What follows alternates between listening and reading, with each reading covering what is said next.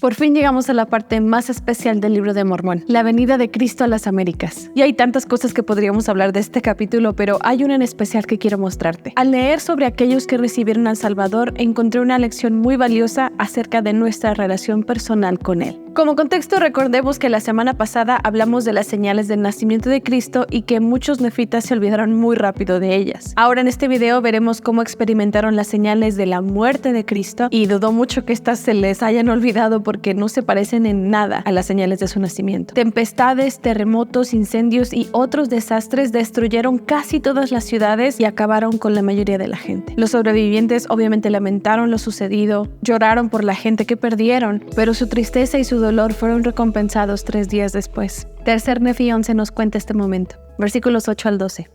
Y aconteció que al entender, dirigieron la vista hacia el cielo otra vez, y he aquí vieron a un hombre que descendía del cielo, y estaba vestido con una túnica blanca, y descendió y se puso en medio de ellos, y los ojos de toda la multitud se fijaron en él, y no se atrevieron a abrir la boca ni siquiera el uno al otro. Y no sabían lo que significaba porque suponían que era un ángel que se les había aparecido. Y aconteció que extendió la mano y habló al pueblo diciendo: He aquí, yo soy Jesucristo, de quien los profetas testificaron que vendría al mundo. He aquí, soy la luz y la vida del mundo. He bebido de la amarga copa que el Padre me ha dado y he glorificado al Padre tomando sobre mí los pecados del mundo, con lo cual me he sometido a la voluntad del Padre en todas las cosas desde el principio.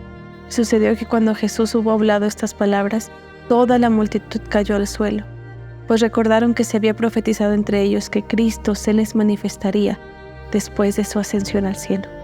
Después de eso, el Salvador les invita a que se levanten, que se acerquen a Él y que palpen sus cicatrices en sus manos, en sus pies, en su espalda, para que pudieran saber por ellos mismos que Él era el Señor. Aunque hay películas, imágenes, representaciones de este momento, honestamente no creo que pueda imaginármelo, ni intentar entender todo lo que esta gente estaba sintiendo, pensando, recordando. Y creo que la combinación de sentimientos que cada uno tuvo fueron diferentes dependiendo a la situación espiritual en la que se encontraban cuando recibieron a Cristo. De aquí es donde me gustaría que aprendamos algo especial. Por lo que nos cuentan estos capítulos, podemos dividir a esta gente en 3 diferentes situaciones. No conozco el caso individual de cada quien, pero esta división nos puede ayudar a entender. El primer grupo, el Salvador mismo lo describe en Tercer Nefi 9:13. Dice: Oh vosotros todos los que habéis sido preservados, porque fuisteis más justos que ellos. No os volveréis a mí ahora y os arrepentiréis de vuestros pecados y os convertiréis para que yo os sane. Fíjate que Cristo dice que fueron más justos que ellos, pero al mismo tiempo les invita a arrepentirse y a convertirse a Él. O sea que no eran tan malos, pero una de dos: o no eran creyentes, o sí creían, pero no lo estaban siguiendo muy bien, que digamos. Hay otra descripción más de este grupo en Tercer Nefi 8:24. Oh, si nos hubiésemos arrepentido antes de este grande y terrible día, y entonces se habrían salvado nuestros hermanos y no se hubieran quemado en aquella gran ciudad de Zarahemla. Si te das cuenta, no dice si creían o no, simplemente que ellos ya estaban conscientes que debieron haberse arrepentido. Pero el mismo Señor ya mencionó que eran más justos que los que habían muerto, así es que podemos quedarnos con eso. El segundo grupo eran los fieles. Tercer Nefi 10:12 dice: Y fue la parte más justa del pueblo la que se salvó. Fueron los que recibieron a los profetas y no los apedrearon, y fueron los que no habían vertido la sangre de los santos los que no murieron. Creo que es correcto afirmar que podemos incluir no solo a los no tan malos en esta descripción, sino también a los justos, los que se esforzaban por ser fieles, por seguir obedeciendo sus convenios, y de hecho dentro de este grupo también había gente que recién se había bautizado. Estos se mencionan en Tercer Nefi 7:26, justo antes de que empiecen todos los desastres. Dice: Y hubo muchos al comenzar este año que se bautizaron para arrepentimiento, y así pasó la mayor parte del año. Y ahora el tercer grupo, que considero yo es el más especial, está representado por una persona. Y esta, debo confesar, es quizás mi parte favorita del libro de Mormón, porque justo después que Cristo se presentó al pueblo, después que les pidió que se acercaran para tocar sus cicatrices, justo después lo primero que hizo fue llamar a Nefi personalmente. Tercer Nefi 11:18. Y aconteció que le habló a Nefi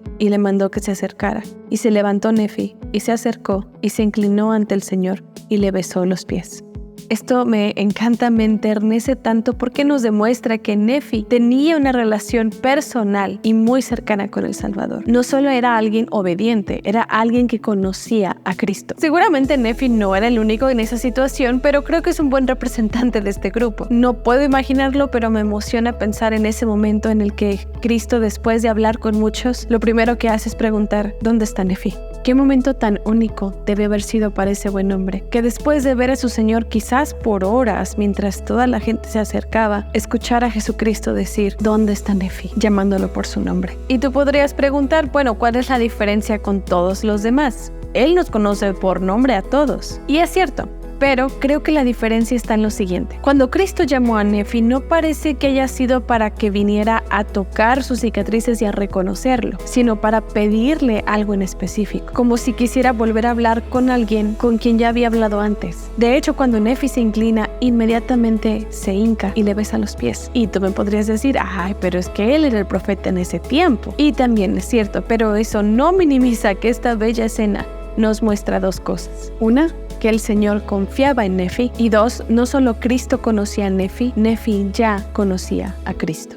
Pero ¿cómo logramos esto? ¿Cómo pasamos de ser alguien no tan malo a alguien bueno y aún mejor a alguien que conoce al Salvador? Te voy a responder esa pregunta con otra pregunta. Tú dime o piensa, ¿qué haces cuando realmente quieres conocer a una persona? Tal vez salen juntos, lo invitas o la invitas a tu casa, lo visitas, la visitas en la suya, hablan mucho, pasan tiempo juntos, vaya. Cierto, al buscar conocer mejor al Salvador es muy parecido. Si deseas conocerlo, tienes que intencionalmente buscar tiempo con él. ¿Y cómo? Aquí vas a escuchar cosas que seguro ya sabes, pero es que la verdad es así de sencillo. Primero, si quieres hablar con él, ora. Y no solo de rodillas en la mañana o en la noche. Hay oraciones que se vuelven tan sagradas en lugares inusuales. Pueden ser durante tus compras, cuando te estés bañando, mientras estás caminando a algún lugar o mientras cocinas. La cosa es buscar momentos para platicar con él. Número 2, si quieres que él hable contigo, estudia las Escrituras. Estas tienen palabras que él personalmente ya le dijo a alguien más y es posible que apliquen a ti. Te aseguro que muchas personas de las Escrituras tienen situaciones parecidas a la tuya. Claro que él te puede contestar de muchas más maneras, pero las Escrituras siempre serán ideales para empezar a reconocer sus respuestas y su voz. O también, si quieres sentir su presencia y su espíritu, ve al templo. Él está ahí 24/7. Y así como harías una cita con un amigo, amiga o una persona que quieres conocer realmente, haz una cita con él y visítalo en su casa. Y una última de la que creo que debemos hablar más después es que lo que más nos conecta a Cristo y la razón principal por la que es nuestro Salvador es la expiación. Entre más uses la expiación, más lo vas a conocer a él. Y también otras formas que son más triviales o comunes. Hago esto porque no necesariamente lo son, pero no siempre pensamos que son espirituales, es que busques conocerle a través de la música, de la pintura, del escribir, incluso de leer libros que no parece que son espirituales. Porque al final, y esto lo vamos a ver después, todas las cosas buenas han sido inspiradas por Dios. El chiste es que creo que nuestra meta debe ser conocerlo a tal manera que cuando lo volvamos a ver, se sienta como ver a un viejo amigo al que no has visto por mucho tiempo, como lo que parece que pasó entre Nefi y Jesucristo. Y eso me recuerda una historia que es más bien una parábola, porque no es verdad, pero creo que ilustra súper bien esta lección y quizás ya la has escuchado. En una sala de espera hay dos personas platicando. Ambos habían muerto, ellos ya lo sabían y se les había comentado que tenían que pasar por una entrevista para continuar avanzando en su camino post-mortal. El entrevistador manda a alguien más para que recoja al primero y este entra a su oficina. La entrevista comienza y se le hacen preguntas sobre su vida como: ¿fuiste bueno mientras vivías? ¿Cómo trataste a tu familia? ¿Serviste a los demás? Y este hombre parecía estar contestando todo correctamente. Dijo: sí, traté de ayudar cuando pude, a mi familia no le faltó nada, creo que pude haber hecho tal o cual cosa mejor, pero creo que soy buena persona. Y después, el entrevistador empezó a hacerle preguntas tipo: ¿conociste a Cristo? ¿Creías en él? ¿Quién es Cristo para ti?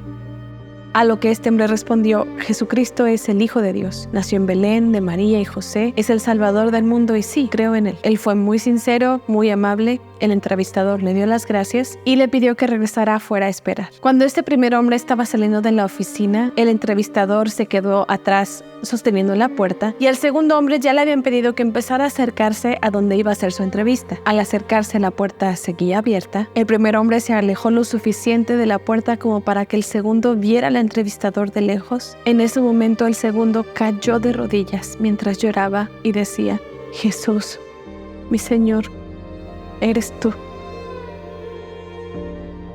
Y hay una segunda historia que siento que tengo que contarte. Es muy pequeña, pero esta sí fue verdad. En una clase una vez un hermano nos contó que siendo misionero se encontraron con un hombre en la calle que simplemente les dijo que se vinieran a su casa. Era un hombre ya mayor y cuando entraron era un lugar muy pobre. La sala y la cocina y el comedor, me parece que todo estaba en una misma habitación. Y de un mueble viejo abrió un cajón, sacó un libro de Mormón ya bien usado y les dijo a los misioneros: me voy a bautizar si me pueden contestar una pregunta. ¿Por qué trataron así a mi amigo?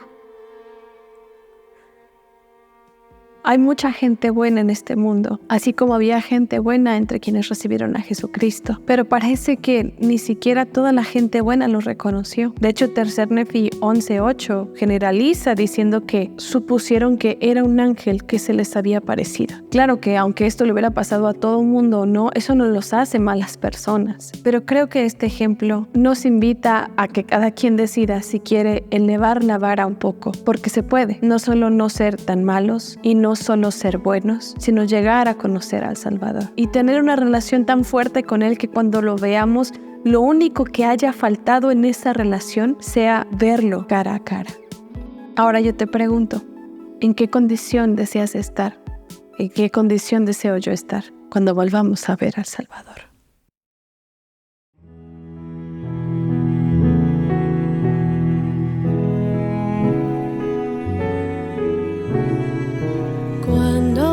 El Salvador, como Rey y gran Señor, Él limpiará al mundo y con su amor lo hará mejor. Guerra y odio cesarán y la paz florecerá. Los lobos con corderos pasarán. Tu voz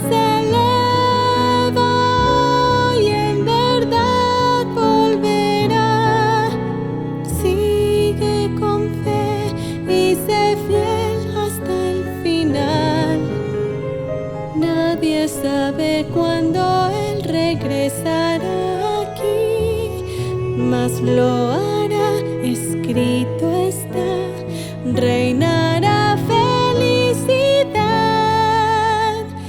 el día en que Cristo vuelva aquí.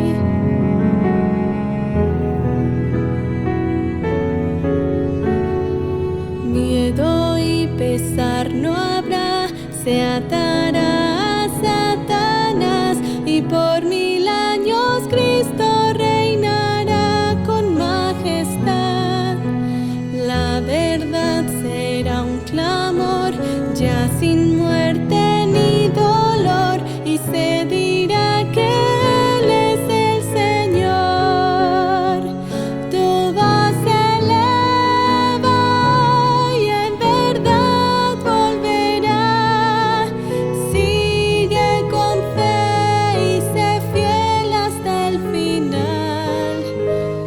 Nadie sabe cuándo Él regresará aquí, mas lo hará, escrito está, reinará